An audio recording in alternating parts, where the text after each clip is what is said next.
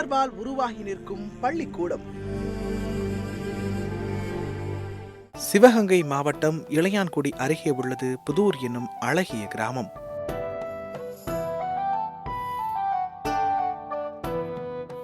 இவ்வூர் மக்களின் பிரதான தொழிலாக விவசாயம் திகழ்ந்து வருகிறது.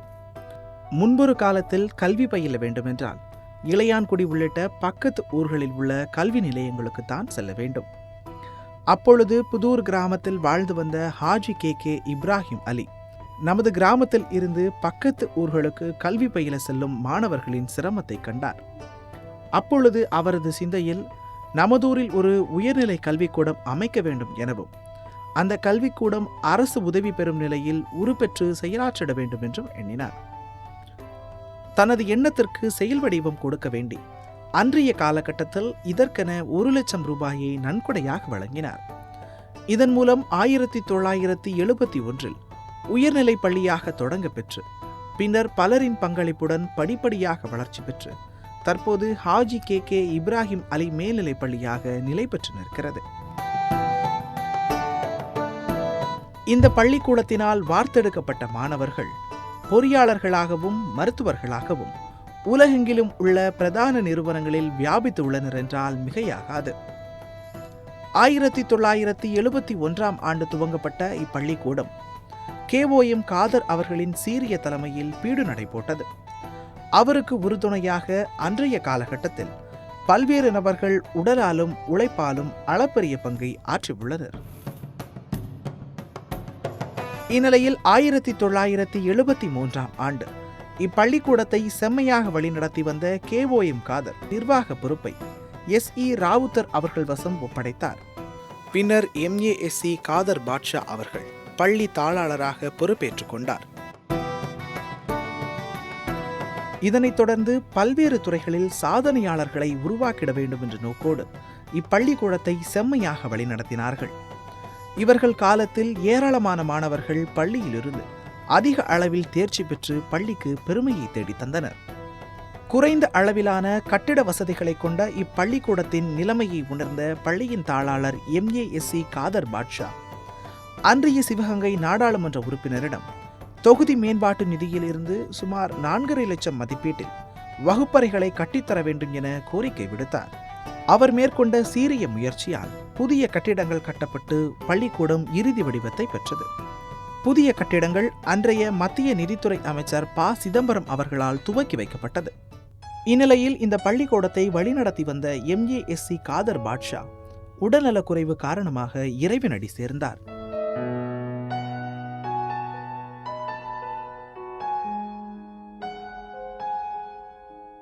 இவரின் இழப்பு புதூர் மக்களுக்கு பேரிழப்பாகும். இவரது பணிக்காலத்தில் படிப்பறிவு பெற்ற பலரும் இவரது மரணத்தை எதிர்பார்த்திருக்கவில்லை. இந்நிலையில் இவரது மரணம் கல்வியாளர்களை மட்டுமின்றி மாணவர்களையும் ஆட்கொணா துயரில் ஆழ்த்தியது. இவர் மரணமடைந்ததை அடுத்து பள்ளி நிர்வாகத்தின் சார்பில் கடந்த டிசம்பர் 30 பள்ளிக்கூட வளாகத்தில் இரங்கல் கூட்டம் நடைபெற்றது. இதில் ஊரில் உள்ள முக்கியஸ்தர்கள், முன்னாள் சட்டமன்ற உறுப்பினர், முன்னாள் மாணவர்கள், பொதுமக்கள் என பலதரப்பட்ட மக்களும் இந்த கல்வியாளரின் இரங்கல் கூட்டத்தில் கனத்த இதயத்துடன் கலந்து கொண்டனர்.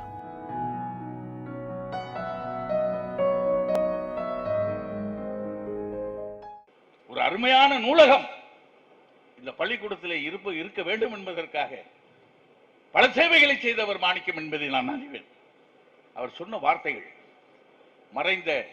அண்மையில் மறைந்த தமிழக முதல்வர் புரட்சி தலைவி அவர்கள் சொன்ன வார்த்தை அவர் சொன்னார். அதையே உங்களிடத்தில் சொல்லுகிறேன். புத்தகங்கள் எனக்கு போதி மரம். அந்த அம்மையார் சொல்லியிருக்கிறார்கள், புத்தகங்கள் எனக்கு போதி மரம் என்று சொன்னவர்கள் ஜெயலலிதா அவர்கள்.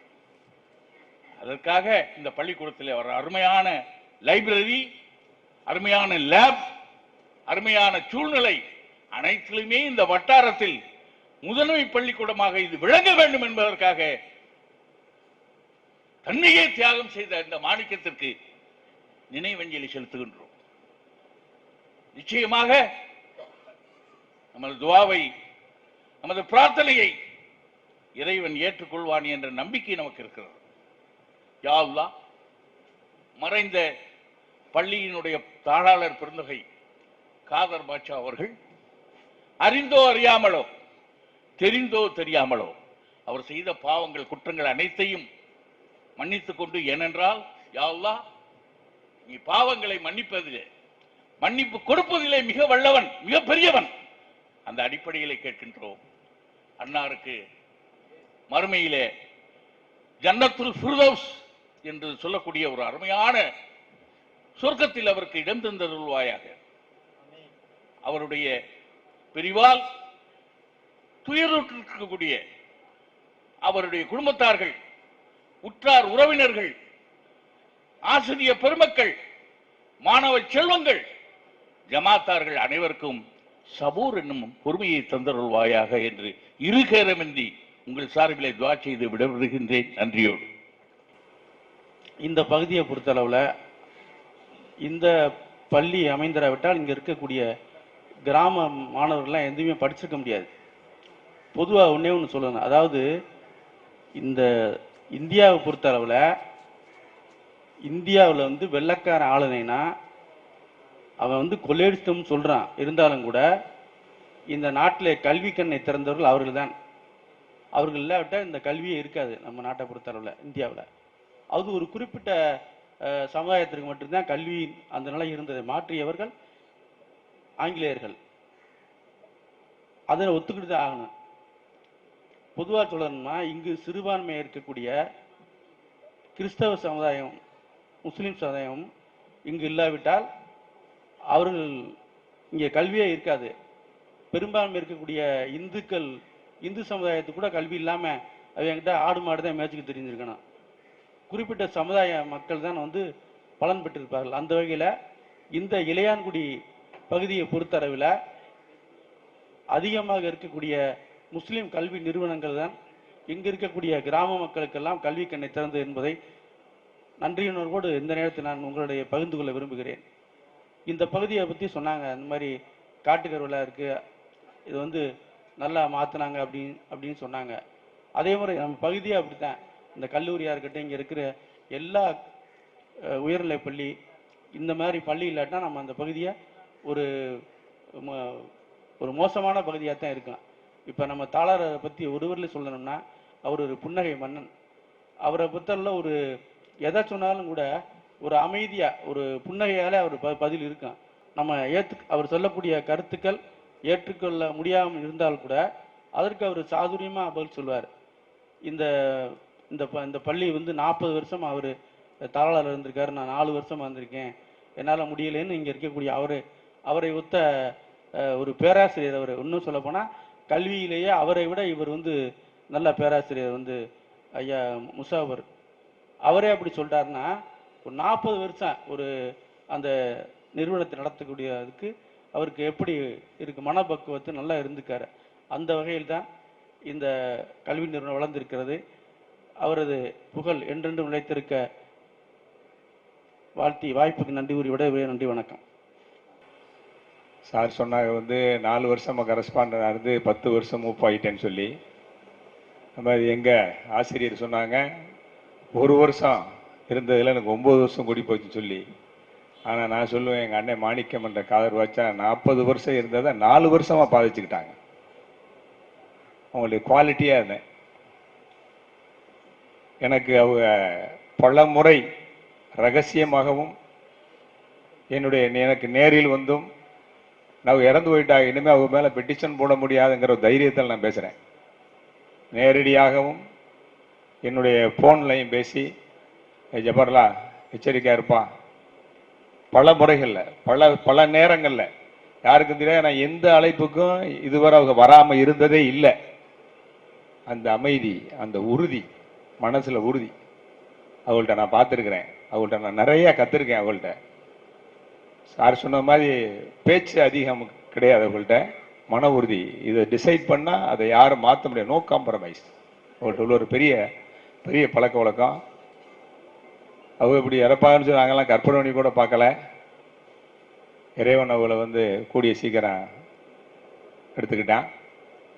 அவங்களுடைய ஆசைகளை நிறைவேற்றின. அவங்களுக்கு என் மேலே ஒரு சின்ன 2-3 பிரியங்கள் என்ன டீலாக்க, நம்ம கல்லூரியில் இந்த கேம்பஸ் வால் கட்டினது எனக்கு பல முறை என்ன சொல்லுவாங்க, அப்பா நான் கட்ட முடியலையாம்பாங்க.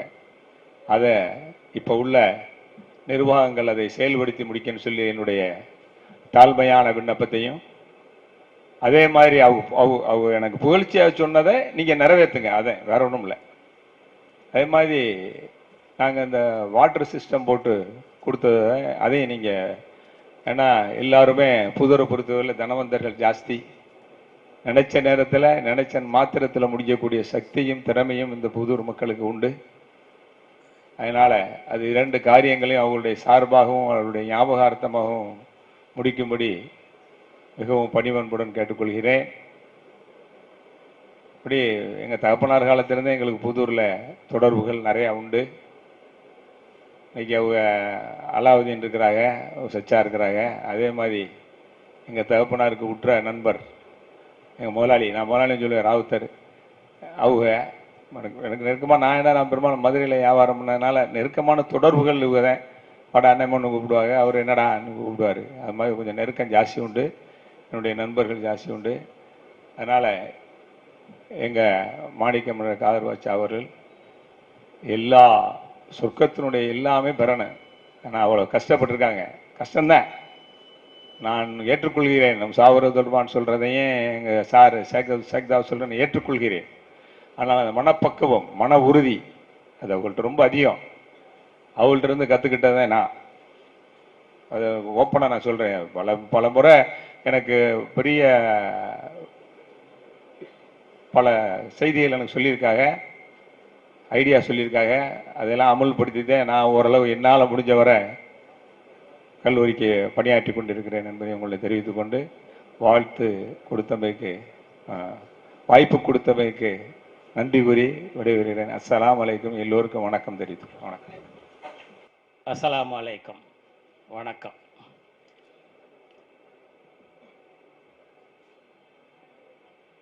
ஜனாப் மர்ஹூம் எம்ஏசி காதர் பாட்சா அவர்கள்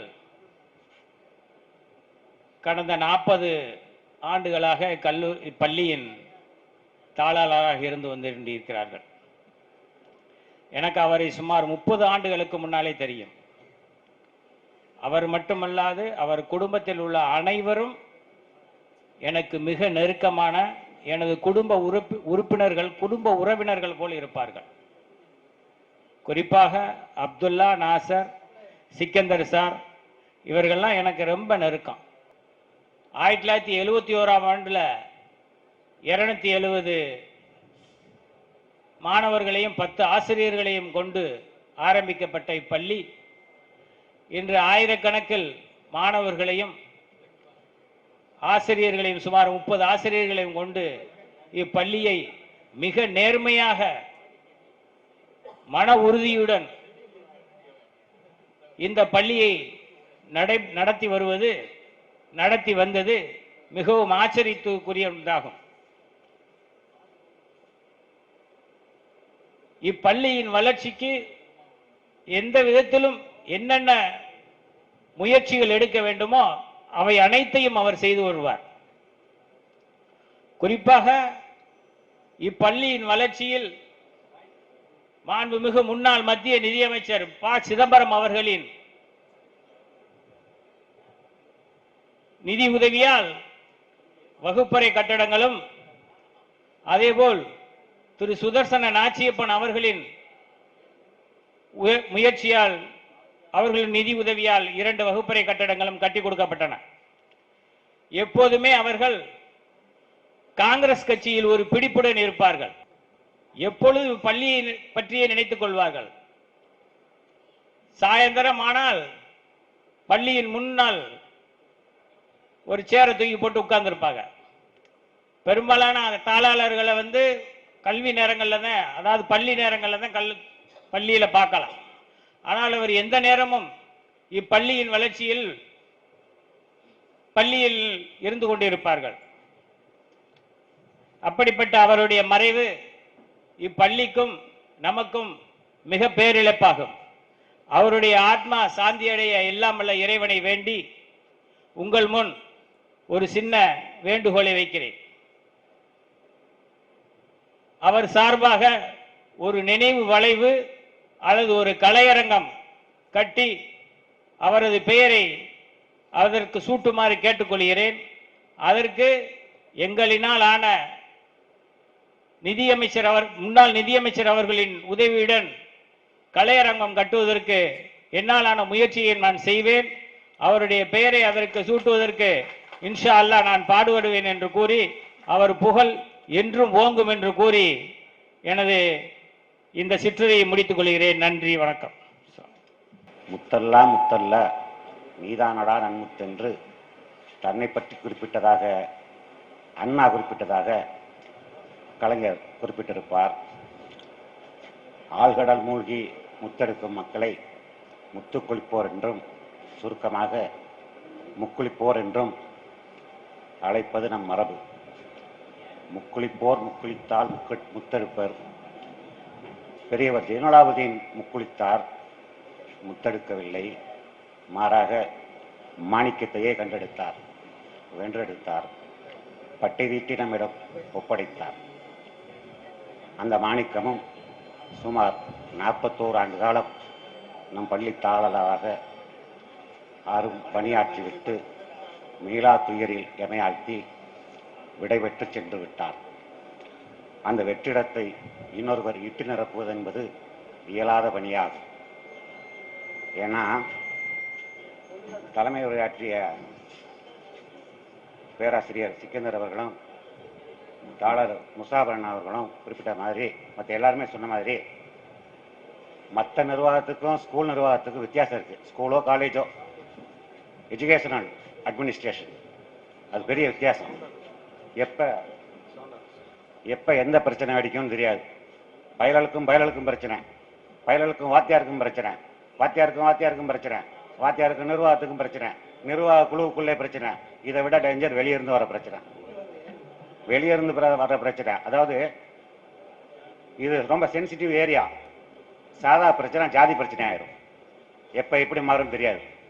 அப்படித்தான் நம்ம ஸ்கூலில் ஒரு சமயம் 10வது படிக்கிற பிள்ளை மாணவியை ஒரு ஆசிரியர் அடிச்சு விட்டார். அந்த மாணவி இந்த ஆசிரியர் 2 பேரும் நேரெதிர் சமூகத்தை சேர்ந்தவங்க. அந்த ஜாதிக்காரையும் பிள்ளை அடிக்கிறதான்னு ஊகோன்னு அள்ளி போட்டு கத்தியும் கிடப்பாறையுமா 50-100 பேர் திரண்டு வர அந்த வாத்தியாரை கண்டவந்தமா வெட்டுவான், இந்த பள்ளிக்கூடத்தை சில்லா இடிப்பான்னு கூகுண்டு இங்கே வர ஹெட்மாஸ்டர் பதறி போய் ஓடி போய், ஐயா தாளர் இல்லை, கரஸ்பாண்ட் இல்லை, வீட்டில் இருக்கிறார், இன்னும் வரல, நீங்கள் என்ன வேண்டாலும் செஞ்சுக்கிடுங்க, அவர்கிட்ட ஒரு வார்த்தை சொல்லிட்டு இங்கே வந்து எதுவும் செய்யுங்க, எங்கள் கையிலையும் அறுவாலை கொடுங்க, நாங்கள் 2 வெட்டு வெட்டுறோம், எங்கள் கையில் கடப்பாறை கொடுங்க, நாங்கள் சேர்ந்து இடிக்கிறோம் கட்டடத்தை, அவர்கிட்ட ஒரு வார்த்தை சொல்லிட்டு வாங்க அப்படிங்க. வந்தவரில் ஒரு 4-5 பேர் கரஸ்பாண்டு பெரிய ஜேம்ஸ்பாண்டு அப்படின்னு நேராக அவரை போய் பார்க்க வந்தவன் பூரா அப்படியே அல்லாட்டா நிற்கிறான். இவங்க எங்கேயும் தப்பிச்சு போயிடாம நின்று பார்த்தவன் 10 நிமிஷம் 1/4 மணி நேரம் கழிச்ச உடனே மரத்தடியில் உட்காந்துட்டாங்க. நம்ம ஆளுங்க எங்கே உட்காந்தா எந்திரிச்சு விட முடியாமல் போயிடுமோடு கால் வலிக்க 40 நிமிஷம் நின்றுக்கிறாங்க. போனவங்க 40 நிமிஷம் கழிச்சு வர்றாங்க. வந்து 2 பேர் அவங்க வந்த உடனே இந்த ஆளு பூரா எந்திரிச்சிச்சு அல்லாட்டா. வந்தவன்ல 2 பேரை பாரா போட்டுட்டான். இன்னும் 2 பேர் முன்னால் நடக்கிறாங்க. வாத்தியார் பூரா ஸ்லோ மோஷனில் ஸ்டெப்பை பின்னால் எடுத்து வைக்கிறாங்க. ஓடியாந்து ஹெட்மாஸ்டர் கையையும் அந்த வாத்தியார் கையையும் பிடிச்சி, ஐயா நாங்கள் வந்தது தப்பு, நீங்கள் இன்னுமே எங்கள் பிள்ளை என்ன தப்பு பண்ணாலும் நீங்கள் கடுமையாக நடவடிக்கை எடுங்க, தண்டனை கொடுங்க, நாங்கள் எதுவும் கேட்க மாட்டோன்ட்டாங்க. அதுக்கப்புறம் காசு பண்ணிட்டு எத்தனையோ விதமாக கேட்டாச்சு, என்னங்க சொல்லி அவங்களை ஆஃப் பண்ணியாண்டு. அவர் இதுக்கெல்லாம் மௌனமாக சிரிப்பார். அது மௌன சிரிப்பா மர்ம சிரிப்பான்னு தெரியாது. பெரும்பாலும் அவருடைய பதில் மௌனமாக தான் இருக்கும். இப்போ என்ன மாதிரி ஆளுகள்லாம் மணிக்கணக்கில் பேசுகிறாலும் கடைசியாக என்ன பேசுகிறான் அப்படின்னு விளங்காது. கேட்ப என்னமா ரொம்ப நேரம் பேசுகிறாங்க, நான் என்னடா பேசுகிறேன்னு தெரியல அம்மாங்க. ஆனால் அவருடைய மௌனத்துக்குள்ள ஒரு அடர்த்தியான அர்த்தம் இருக்கும். ரொம்ப எந்த விதமான நம்ம முசாபரன் சொன்னாங்க, இப்போ நல்லடக்கத்தன்னைக்கு சொன்னாங்க, தாளருடைய நல்லடக்கத்தன்னைக்கு 1 வருஷம் வேலை பார்த்தேன். அவர் டாக்டர் சுந்தரராஜன் நினைக்கிறேன். டாக்டர் சுந்தரராஜன் போய் கேட்டாங்களாம், பிபிலாம் எக்கச்சக்கமாக எகிரி போய் நிற்குதா, என்ன ஆச்சு உனக்கு, 1 வருஷமா என்ன பிரச்சனை அப்படின்னு. கரஸ்பாண்டா 1 வருஷமா ஒர்க் பண்ணுறேன் அப்படின்னாராம். நம்ம ஆளு 40 ஆண்டு காலம் ஒர்க் பண்ணாலும் என்ன பதட்டமும் இருக்காது. மத்தியானம் 2 மணிலேருந்து 4 மணி வரைக்கும் தூங்குறது அவர் பழக்கம். நம்ம சொந்தக்காரர் ஒருத்தர் ஒரு 2:30 மணி 2:00 மணி இருக்கும், கொஞ்சம் ஆழ்ந்த தூக்கத்துக்கு போன சமயம் அவர் சச்சா அப்படின்னு ஒரு அலறல், பதறாமல் கண் முழிச்சார். பதறி எந்த காலகட்டத்திலையும் அவர் பதறதில்லை, எந்த விஷயத்துக்கும் பதறதில்லை. பதறாமல் கண்ணு முழிச்சு என்னடா அப்படின்றாரு. எம்மனாட்டியை டைவர்ஸ் பண்ணாங்க. போடா போயிட்டு 5 மணிக்கு வா, 5:30 மணிக்கு டைவர்ஸ் பண்ணுவாண்டார். பாட்டி போகவே இல்லை, வீட்டு வாசல்ல உட்காந்துட்டு 5:30 மணிக்கு மறுபடியும் கேட்க டைவர்ஸ் பண்ணணும். போயிட்டு 10 நாள் கழிச்சு வா, டைவர்ஸ் பண்ணிடுவான். நீ சர்வீலுக்கு இருப்ப, நான் என்னால் முடியாது. 10 நாள் கழிச்சு வா, இன்னைக்கு தேதி 10, 20ஆம் தேதி வா, 10 நிமிஷத்தில் கூப்பிட்டு விட்டு டைவர்ஸ் பண்ணிடுவான். பக்கத்தில் உள்ளவங்க கேட்டிருக்கிறாங்க, என்னங்க இப்படி நீங்கள் வாட்டுக்கு உறுதி சொல்லி அனுப்புறேன். இவன் 8 நாள் கூட கடைச்சோறு திங்க ஹோட்டலில் சாப்பிட மாட்டான், 9 நாள் போய் குடும்பத்தோட சேர்ந்துருவான். பார்ட்டி கணிச்சா துல்லியமாக இருக்கும். அந்த தடவை தவறிடுச்சு. 5ஆம் நாளே பொண்டாட்டியும் புருஷனும் பிள்ளைகளை கூட்டிகிட்டு பதவுக்குள்ளே போய் சினிமா பார்த்துட்டு ஹோட்டலில் சாப்பிட்டு வந்துருக்கிறாங்க. அவர்கிட்ட வர்ற கேஸில் 90% டைவர்ஸ் கேஸ் தான் வரும். ஒரு டைவர்ஸ் கேஸு எந்த கேஸ் கொண்டு வந்தாலும் சரி 10 நாள் கழிச்சு வாம்பாரு. 10 நாள் கழிச்சு போனால் அந்த ஃபோன் நம்பர் கொடுக்காம போயிட்டீங்களா, இந்த ஃபோன் நம்பரை கொடுக்காம பாரு, திரும்ப 10 நாள் கழிச்சு போடும். 10 நாளா செவ்விழுப்பா இருப்பார். இந்த எஜமான் மாதிரி, சின்ன கவுண்டர் மாதிரி, நாட்டாம மாதிரி துண்டை உதறி தோல்ல போட்டுட்டு தீர்ப்பு சொல்றது ஒரு பழக்கமே கிடையாது. அநேகமா அதுக்கு பயந்துட்டு அவர் துண்டே போடலன்னு நினைக்கிறேன். குளிக்கும் போது மட்டும் அந்த துண்டு ஓடுவார்.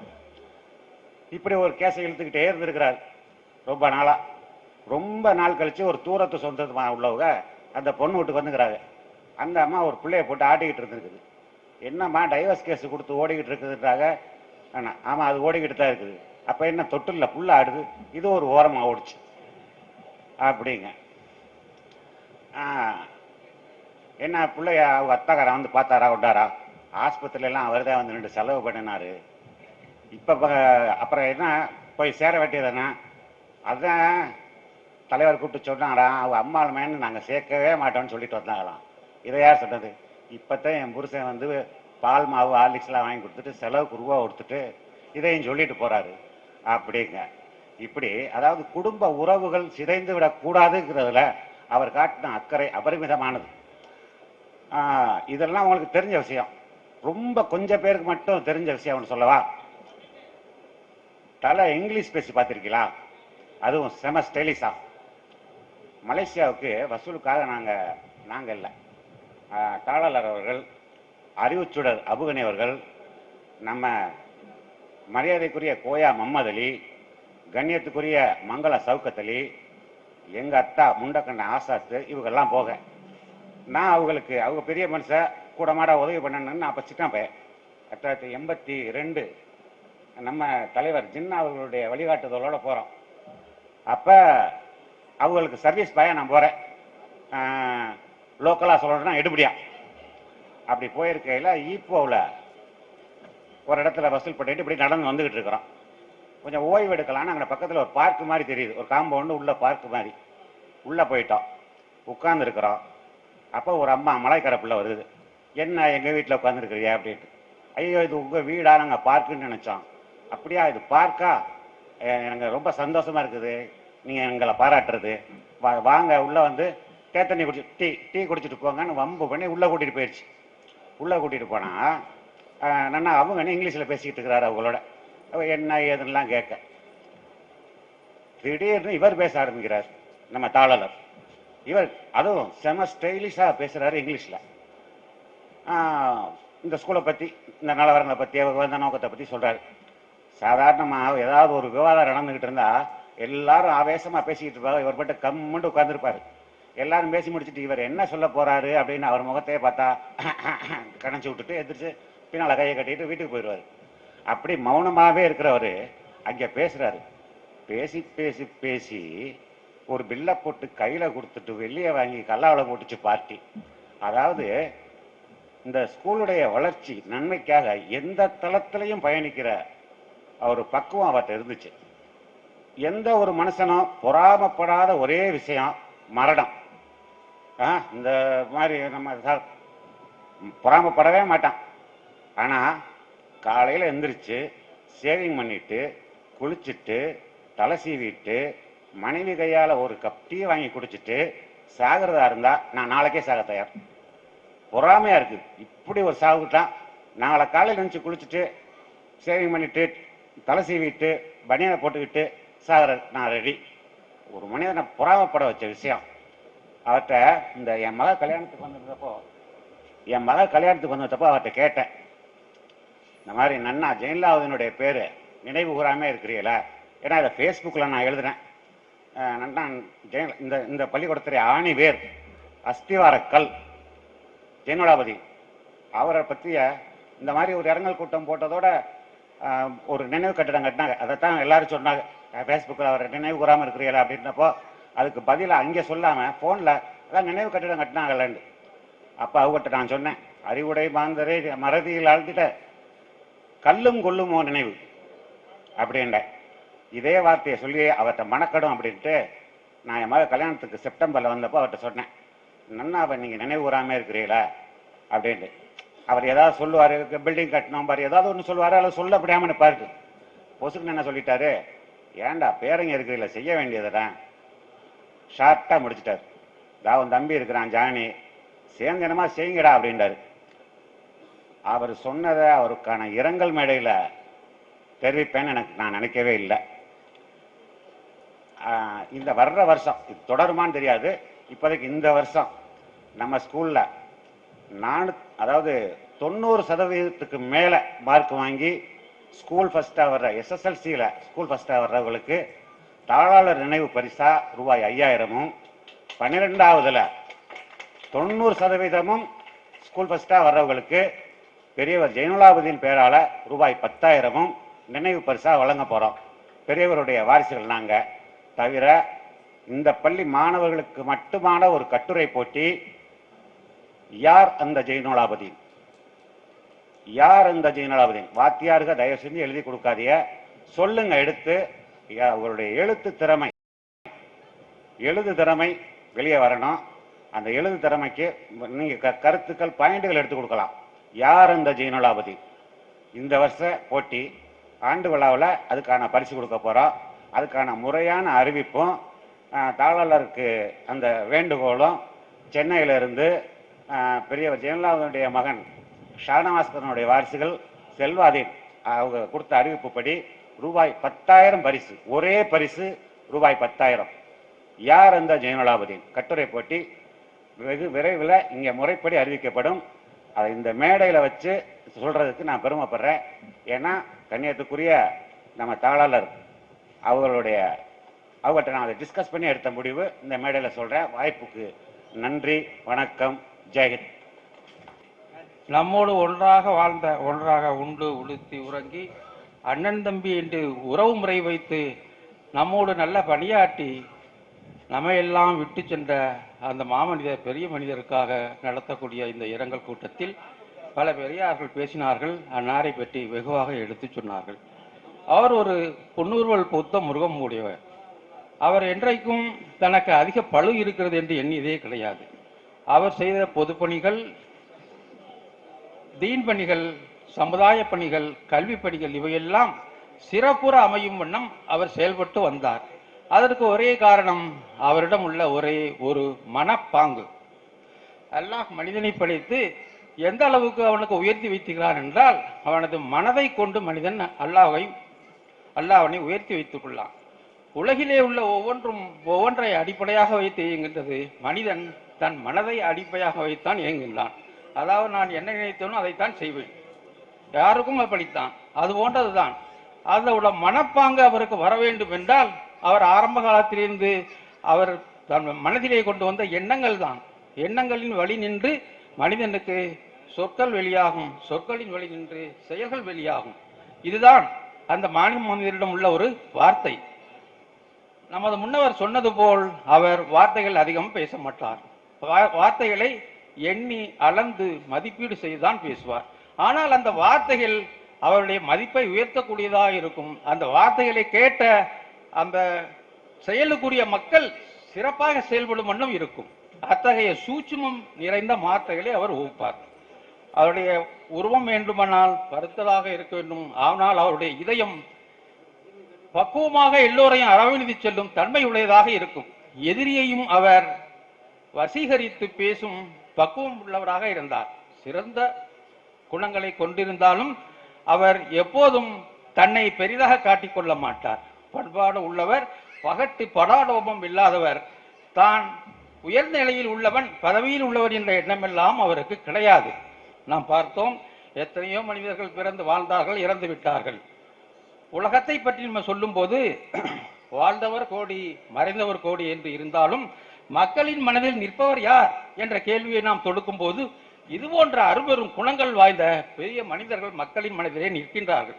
ஏன் அவர் மக்களின் மகளிலே நிற்கிறார்கள் என்று கேட்டால், அவர்கள் மனப்பக்குவம் கொண்டு மனதுக்கு அடிமையாகாமல் மனதை தனக்கு அடிமையாக்கி தன் சுயப்பணி, தன்னை சேர்ந்தவர்களுடைய பணி, சமுதாய பணி, கல்வி பணி, தீன் பணி, இப்படி பல பணிகள் ஆற்ற தன் மனதை பக்குவப்படுத்தி வைத்திருந்தார்கள். அப்படிப்பட்டவர்களால் உலகிலே வரிசை தரத்திலே நிற்கிறார்கள். உலக வரலாற்றை எடுத்து பார்த்தால் எந்த ஒரு பெரிய மனிதனும் மனதை அடக்கி ஆண்டிய மனிதனாகத்தான் இருப்பான். நாமெல்லாம் சாதாரண மக்கள், மனதுக்கு அடிமையாகி விடுவோம். அத்தகைய பக்குவத்தை எல்லாம் வென்று அவர் சிறந்து வாழ்ந்திருந்தார். மனிதனை படைத்த அல்லாஹ் என்ன சொன்னான்? அல் இன்சானு முகர்ரபின் மினல் கத்தையை வன்னிசியான் என்று சொல்லுகின்றான். மனிதன் என்பவன் மறதி, தவறு செய்யும் மனப்பாங்கு இவற்றால் பிணைக்கப்பட்டவன் என்று அல்லாஹ் சொல்லியுள்ளான். எனவே நம்மிடம் உள்ள மறதியும், நம்மிடம் உள்ள தீய மனப்பாங்கும், தவறு செய்ய வேண்டும் என்ற தீய மனப்பாங்கும் தான் நம்மை வழிகெடுக்கின்றது. ஒரு தவறை செய்து விடுவோம், இதை கொண்டு பெரிய விளைவு ஏற்படும் என்று நாம் நினைக்க மாட்டோம். பிற்காலத்தில் அதை கொண்டு பெரிய விளைவு இருக்கும். நாம் செய்ததோ சிறிய தவறாக இருக்கும், ஆனால் பெரிய விளைவு இருக்கும். ஆகவே மனிதன் எதன் வகையில் பலகீனமாக இருக்கின்றான்? இயல்பாக இறைவன் அவனுக்கு கொடுத்த மனதி, தவறு செய்யும் மனப்பாங்கு, இரண்டையும் வென்றுவிட்டால் அந்த மனிதன் உயர்ந்து நிற்கின்றான். உலகில் உயர்ந்து நின்றவர்களெல்லாம் இந்த காரணங்களெல்லாம் உயர்ந்து நின்றார்கள். அந்த பக்குவம் இந்த மனிதருக்கு இருந்தது. இந்த மனிதர் எப்படி என்றால், அவர் ஆற்றிய சமுதாய பணி, கல்வி பணி, தீன் பணி, இவற்றிலெல்லாம் தடம் பதிக்குமாறு சேவை செய்தார். தனக்கு ஒப்படைத்த பணியில், தான் ஏற்றுக்கொண்ட பணியில் தடம் பதித்த ஒரு மகனாக இந்த தலைவர் விளங்கினார். எனவே அவர் மௌனம் சாதித்தான் இருப்பார். நபிகள் நாயகம் ஸல்லல்லாஹு அலைஹி சொல்லியுள்ளார்கள், நாவை நீங்கள் பத்திரமாக பார்த்துக் கொள்ளுங்கள் என்று. நாவை கொண்டு நல்ல முறையிலே சேர்கின்ற மனிதன் நன்மார்க்கத்துக்கு உரியவனாக நல்ல மாராயம் பெறுவான். நாவை கொண்டு தீய வழியிலே பயன்படுத்திய மனிதன் தீய அமல் செய்து அவன் தண்டனைக்கு ஆளாவான். இது மனிதனுக்குள்ள ஒரு நியதி. இவர் நாவை ஒருபோதும் தடம்புரல வைத்ததே இல்லை. பேசுகின்ற வார்த்தைகள் மிக குறைவு. அந்த வார்த்தைகளினுடைய அற்புதம், கருத்து ஆழமானது. அந்த கருத்துக்களை கேட்கும் மனிதன் எதையும் யோசிக்காமல் சொன்னபடி செயல்படுவான். நிர்வாகத்திறனும் அப்படித்தான். வெறுமனே அமைதியாக வந்திருப்பார். சிரித்த முகம், அவர் சொல்கின்ற வார்த்தைகள் அவரோடு சேர்ந்து பணிபுரிகின்ற அந்த அனைவருக்கும் அவரை வழிநடத்தி சொல்லக்கூடிய ஒரு நல்ல தன்மையை உருவாக்கி கொடுக்கும். அத்தகைய உயர்ந்த குணங்கள் கொண்டவர். வெள்ளை ஆடை அணிந்து வெள்ளை மனம் கொண்டு தூயவராக இருந்திருந்தார். அதுதான் அவருடைய பண்பு. அவர் உடுத்தி இருந்த வெள்ளை ஆடைக்கு தக்கபடி அவர் மனம் வெள்ளையாகத்தான் இருக்கும். நட்புக்கு குந்தகம் விளைவிக்காத ஒரு மனிதர், நம்பிக்கைக்கு குந்தகம் விளைவிக்காத ஒரு மனிதர், தன்மானத்திலிருந்து தடம் புரளாதவர். அப்படிப்பட்ட அரிய பல தன்மைகளை கொண்ட இந்த மனிதர் இன்று சிறந்து விளங்குகிறார் என்று சொல்லப்படுகிறது. அதாவது மனிதனுக்கு அல்லாஹ் இயற்கையாக அளித்த அந்த குணங்களை வெற்றி கொண்டதனால் அவர் சிறந்து வாழுகின்றார். இளையான்குடி புதூர் ஹாஜி கே இப்ராஹிம் அலி மேல்நிலைப்பள்ளி முன்னாள் தாளாளர் MASC காதர் பாட்சா என்ற மாணிக்கம் அவர்கள் மறைந்து 2 மாதங்கள் ஆகின்றது. அன்னாருடைய சேவையை பாராட்டி அவருக்காக இரங்கல் கூட்டம் நடைபெறுகிறது. பல பிரமுகர்கள் கலந்து கொண்டிருக்கிறார்கள். நான் தைக்கா ஜும்மா பள்ளிவாசல் தலைவராக இருக்கின்றேன். மேற்கொண்டு ஹாஜி கே இப்ராஹிம் அலி ஆட்சிக்குழுவில் துணை செயலாளராகவும் இருக்கின்றேன். அவருடன் காலஞ்சென்ற மாணிக்கம் அவர்களோடு கடந்த 30 ஆண்டுகளாக பல சாதனைகள் செய்திருக்கிறோம். அவரோடு இணைந்து அவர் ஒரு சரியான இரும்பு மனிதர் என்று சொல்லக்கூடிய, ஒரு முடிவை எடுத்தால் அதை செயல்படுத்தக்கூடிய, வடிவம் கொடுக்கக்கூடிய ஒரு திறமைசாலி. அவர் பல காரியங்கள், சொத்துகள் இந்த நிர்வாகத்தில் நல்ல செம்மையான முறையில் நடந்து கொண்டிருக்கின்றார். ஸ்கூல் பெர்சன்டேஜ், அதாவது மார்க்கு எடுப்பதிலே இந்த மாவட்டத்திலேயே தலை சிறந்த பள்ளியாக இது விளங்கி கொண்டு இருக்கிறது. அது அவருடைய அரிய சேவை என்று தான் நாம் சொல்ல வேண்டும். அப்பேற்பட்ட ஒரு மகத்தான மனிதர் மறைந்து விட்டார். அதற்காக வேண்டி இந்த இரங்கல் கூட்டம் நடைபெறுகிறது. அவருக்கு நாங்கள் இந்த புதூர் சார்பாகவும் இளையான்குடி இந்த வட்டார சார்பாகவும் அவருக்காக இரங்கல் தெரிவித்து தீர்மானம் நிறைவேற்றி இருக்கின்றோம். அவருடைய குடும்பத்தார்களுக்கும் அவருடைய மகன் ஜானி அவர்களுக்கும் மற்ற சகோதரர்களுக்கும் பொறுமையை கொடுக்கும்படி கேட்டு எங்களுடைய அனுதாபத்தை தெரிவித்துக் கொள்கின்றோம். அவருக்கு மகுபிரத்திலே ஜன்னத் என்னும் சுவர்க்கம் கிடைப்பதற்கு நாங்கள் எல்லோரும் துவா செய்கின்றோம். அதை அல்லாஹ் கபூல் செய்வானாக. இந்த பேட்டியை எடுக்கக்கூடிய நமதூர், அதாவது புதூரைச் சேர்ந்த நயினார் ராவுத்தர் அவர் குழுவினருக்கும் அந்த Royal NRS TV network team அவர்களுக்கும் எங்களுடைய ஸ்கூல் சார்பாக நன்றியை தெரிவித்துக் கொள்கின்றேன். மறைந்த எம்ஏசி காதர் பாட்சா அவர்களின் நினைவுக்காக நடத்தப்பட்ட இரங்கல் கூட்டம்.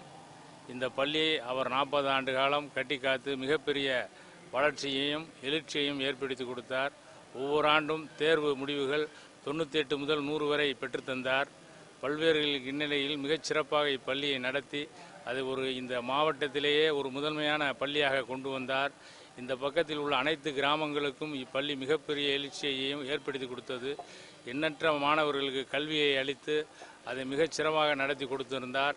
அவர் எதற்கும் அஞ்சாத ஒரு இரும்பு மனிதர். இது பள்ளிக்கு மட்டுமல்ல, இந்த புதூர் இயக்கத்திலே மாபெரும் இழப்பாக ஏற்பட்டு விட்டது. அன்னாரின் நினைவுக்காக இந்த நிகழ்ச்சி நடத்தப்படுகிறது.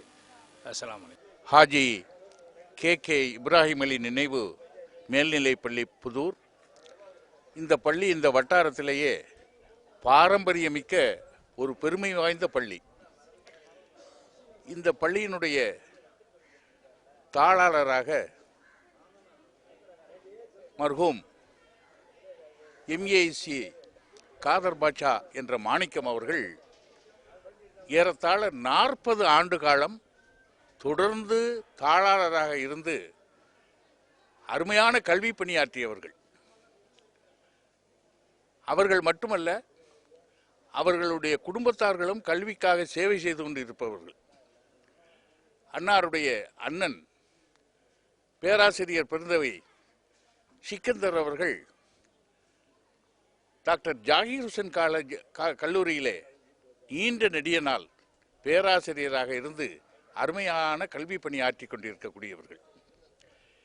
இந்த பள்ளியினுடைய ஆட்சி மன்ற குழு உறுப்பினர்கள் அனைவருமே இந்த பள்ளியினுடைய முன்னேற்றத்திலே மிகுந்த அக்கறை கொண்டு இந்த பள்ளியை இந்த வட்டாரத்திலேயே முதல் நிலை பள்ளியாக ஆக்கி கொண்டிருக்கிறார்கள் என்பதை பெருமையோடு சொல்லிக் கொள்கிறார்கள். இந்த பகுதி வாழ் குழந்தைகளுக்கு, குறிப்பாக ஏழை குழந்தைகளுக்கு கல்வி கொடுப்பதிலே இந்த பள்ளியானது இந்த வட்டாரத்திலேயே முதல் நிலை பள்ளியாக இருக்கிறது என்பதை பெருமையோடு இந்த பகுதி வாழ் மக்கள் சொல்லிக் கொள்கின்றார்கள். மறைந்த மாணிக்கம் எம்ஏசி காதர் பாட்சா அவர்கள் சென்ற அக்டோபர் மாதத்திலே நம்மை விட்டு பிரிந்து விட்டார்கள். அன்னாருடைய கல்வி சேவை என்றென்றும் இந்த பகுதியிலே நிலைத்து நிற்கும். அன்னாருக்கு நினைவு அஞ்சலி செலுத்துவது நமது தலையாய கடமை என்று கருதி இந்த பள்ளியினுடைய ஆட்சி மன்ற குழு உறுப்பினர்கள், அதனுடைய தலைவர் மரியாதைக்குரிய அட்வொகேட் ஜின்னா, அதனுடைய தற்போதைய தாளாளர் ஜின்னா மற்றும் ஆட்சி மன்ற குழு உறுப்பினர்கள், ஜமாத்தார்கள், ஆசிரியர்கள், மாணவர்கள், பெற்றோர்கள், குறிப்பாக சொல்லப்போனால் இப்பகுதி வாழ் மக்களெல்லாம் கூடி இன்றைக்கு அவர்களுக்கு நினைவு அஞ்சலியை செலுத்திக் கொள்கின்றோம். அன்னாருடைய ஆத்மா சாந்தி அடைய எல்லோரும் ஒருமித்த குரலில் அவர்களுடைய ஆன்மீக நலனுக்காக துஆ செய்கின்றோம். அதற்காக கூட்ட வேண்டிய கூட்டம்தான் இது. அந்த கூட்டத்தில் கலந்து கொண்ட அனைவரும் மிக மிகுந்த நன்றி உணர்வோடு மறைந்த மாணிக்கம் எம்ஏசி காதர் பாட்சா அவர்களை நினைவு கூர்ந்தார்கள் என்பதை தெரிவித்துக் கொள்கின்றோம். சுமார் 40 ஆண்டுகள் கரிசல் காடாக இருந்த இந்த பகுதியிலே ஒரு நிறுவனத்தை, ஒரு கல்வி ஸ்தாபனத்தை உருவாக்கி வெற்றியோடு நடத்தி கொண்டு இருப்பது என்பது அது ஒரு சாதாரண விஷயம் இல்லை. அப்பேற்பட்ட ஒரு இந்த பள்ளியை ஏறக்குறைய 1200 மாணவர்கள், அந்த 1200 மாணவர்களையும் இந்த ஆட்சி மன்ற குழு முதலில் தோற்றுவித்த பொழுது எங்களது தலையாய கொள்கையாக 100க்கு 100 விழுக்காடு மாணவர்களை வெற்றி பெற செய்ய வேண்டும் என்பதுதான் எங்களது தலையாய கொள்கை. அந்த கொள்கைக்கு எந்த விதமான குந்தகம் நடைபெறாமல் மறைந்த எம்ஏஎஸ்சி காதர் பாட்சா என்கின்ற மாணிக்கம் சுமார் 40 ஆண்டுகளாக வெறும் காடாக கிடந்த இந்த இடத்தை பண்படுத்தி மேம்படுத்தி இவ்வளவு தூரம் கட்டடங்களை எல்லாம் கட்டி மாணவ செல்வங்களுக்கு, ஏழை எளிய மாணவர்களுக்கு, இந்த வட்டார பகுதியில் இருக்கக்கூடிய கல்வியில் பின்தங்கிய மாணவ சமுதாயத்தை உயர்ந்த நோக்கத்தோடு உயர்த்தி கடந்த 10 வருடங்களாக 100க்கு 100 விழுக்காடு வெற்றி பெற செய்தவர் தான் இந்த மாணிக்கம். ஒரு மனிதனை அவர் உயிரோடு இருக்கும்போது போற்றுவதல்ல, ஆனால் அந்த மனிதனை மறைந்த பிறகு அவரை எண்ணுகின்ற அந்த மக்கள் கூட்டத்தை வைத்துதான் அவரது செல்வாக்கை அளவிடுவார்கள் என்ற இலக்கணத்திற்கேற்ப திரு மாணிக்கம் அவர்களது மறைந்த தினத்தன்று அன்று கூடிய அந்த கூட்டத்தை பார்ப்பீர்களானால் எண்ணற்ற மக்கள், ஆயிரக்கணக்கான மக்கள் வந்து அஞ்சலி செலுத்தி சென்றிருக்கிறார்கள். அவரது புகழ் நிலைத்திருக்கும் இந்த பள்ளி இருக்கும் வரை. கல்வி என்பது ஒரு அழியாத சொத்து. அந்த அழியாத சொத்தை மாணவர்களுக்கு வழங்குவதிலே ஒரு மிகப்பெரிய காய சண்டிகை இடத்தில் கிடைத்திருக்கக்கூடிய அந்த அமுத சுரபியை போன்று அவர் எண்ணற்ற சேவைகளை வாரி வாரி வழங்கி இருக்கிறார் என்பதை உங்களுக்கு தெரியப்படுத்த ஆசைப்படுகின்றேன்.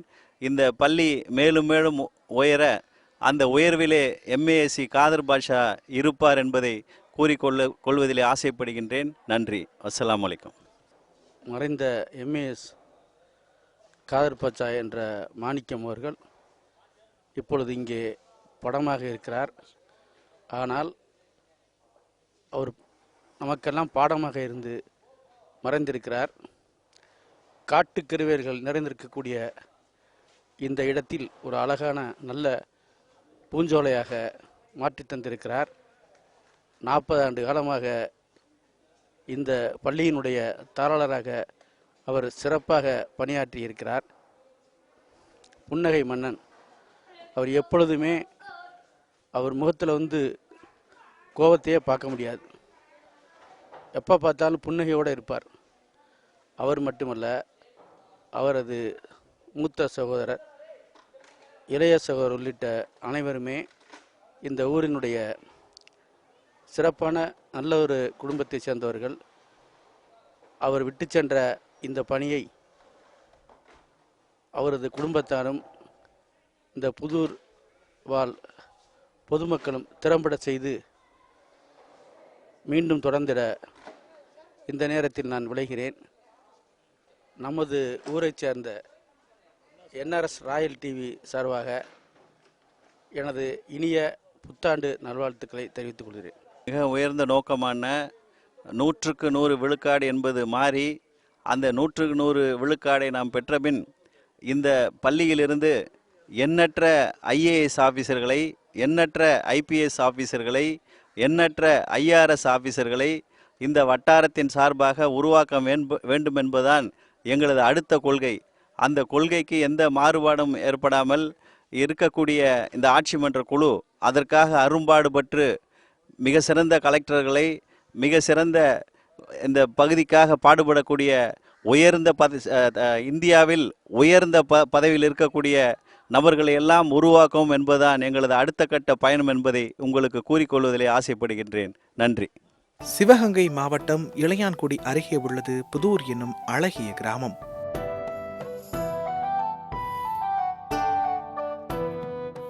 இவ்வூர் மக்களின் பிரதான தொழிலாக விவசாயம் திகழ்ந்து வருகிறது. முன்பொரு காலத்தில் கல்வி பயில வேண்டுமென்றால் இளையான்குடி உள்ளிட்ட பக்கத்து ஊர்களில் உள்ள கல்வி நிலையங்களுக்குத்தான் செல்ல வேண்டும். அப்பொழுது புதூர் கிராமத்தில் வாழ்ந்து வந்த ஹாஜி கே இப்ராஹிம் அலி நமது கிராமத்தில் இருந்து பக்கத்து ஊர்களுக்கு கல்வி பயில செல்லும் மாணவர்களின் சிரமத்தை கண்டார். அப்பொழுது அவரது சிந்தையில் நமதூரில் ஒரு உயர்நிலை கல்விக்கூடம் அமைக்க வேண்டும் எனவும் அந்த கல்விக்கூடம் அரசு உதவி பெறும் நிலையில் உருப்பெற்று செயலாற்றிட வேண்டும் என்றும் எண்ணினார். தனது எண்ணத்திற்கு செயல் வடிவம் கொடுக்க வேண்டி அன்றைய காலகட்டத்தில் இதற்கென 1 லட்சம் ரூபாயை நன்கொடையாக வழங்கினார். இதன் மூலம் 1971 உயர்நிலை பள்ளியாக தொடங்க பெற்று பின்னர் பலரின் பங்களிப்புடன் படிப்படியாக வளர்ச்சி பெற்று தற்போது ஹாஜி KK இப்ராஹிம் அலி மேல்நிலைப் பள்ளியாக நிலை பெற்று நிற்கிறது.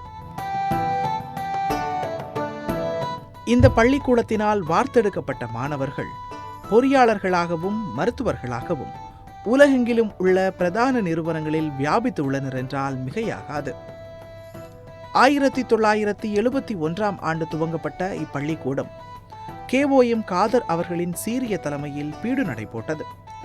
அவருக்கு உறுதுணையாக அன்றைய காலகட்டத்தில் பல்வேறு நபர்கள் உடலாலும் உழைப்பாலும் அளப்பரிய பங்கை ஆற்றியுள்ளனர்.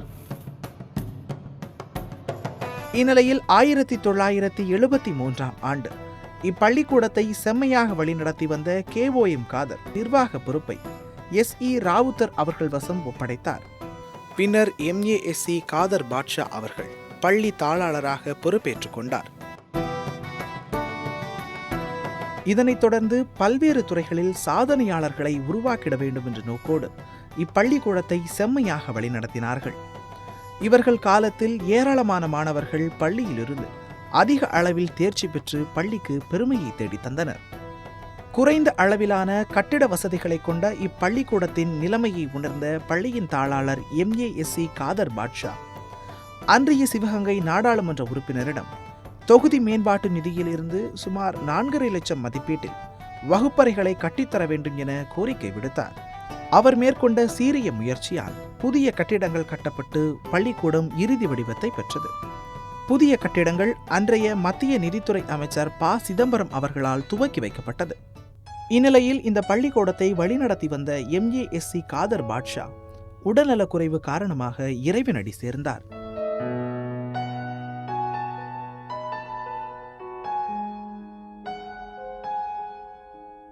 இவரின் இழப்பு புதூர் மக்களுக்கு பேரிழப்பாகும். இவரது பணிக்காலத்தில் படிப்பறிவு பெற்ற பலரும் இவரது மரணத்தை எதிர்பார்த்திருக்கவில்லை. இந்நிலையில் இவரது மரணம் கல்வியாளர்களை மட்டுமின்றி மாணவர்களையும் ஆட்கொணா துயரில் ஆழ்த்தியது. இவர் மரணமடைந்ததை அடுத்து பள்ளி நிர்வாகத்தின் சார்பில் கடந்த டிசம்பர் 30 பள்ளிக்கூட வளாகத்தில் இரங்கல் கூட்டம் நடைபெற்றது. இதில் ஊரில் உள்ள முக்கியஸ்தர்கள், முன்னாள் சட்டமன்ற உறுப்பினர், முன்னாள் மாணவர்கள், பொதுமக்கள் என பலதரப்பட்ட மக்களும் இந்த கல்வியாளரின் இரங்கல் கூட்டத்தில் கனத்த இதயத்துடன் கலந்து கொண்டனர்.